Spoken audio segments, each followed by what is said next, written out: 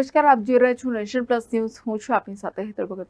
રાજકોટ સૌરાષ્ટ્ર યુનિવર્સિટીની સંલગ્ન અંદાજે 59 બીએડ કોલેજોમાં આ વર્ષે ભરવાપાત્ર 4000 બેઠકો ખાલી રહી હોવાનું જાણવા મળી રહ્યું છે. સૌરાષ્ટ્ર યુનિવર્સિટીની સંલગ્ન અંદાજે 59 બીએડ કોલેજોમાં પ્રથમ રાઉન્ડના એડમિશન દરમિયાન માત્ર 580 વિદ્યાર્થીએ એડમિશન કન્ફર્મ કરાવ્યા હતા.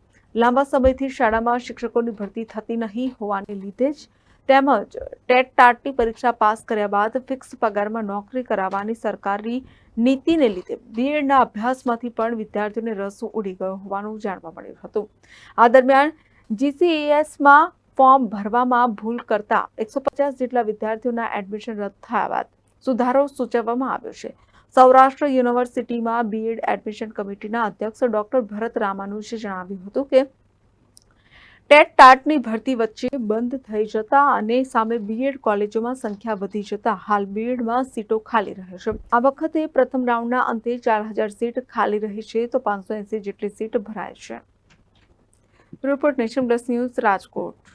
સમાચારોના સતત અપડેટ મેળવવા માટે અમારી નેશન પ્લસ ન્યૂઝની યુટ્યુબ ચેનલને સબસ્ક્રાઇબ કરો, બેલ આઇકન દબાવો અને જોડાયેલા રહો ફેસબુક, ઇન્સ્ટાગ્રામ અને ટ્વિટર પર.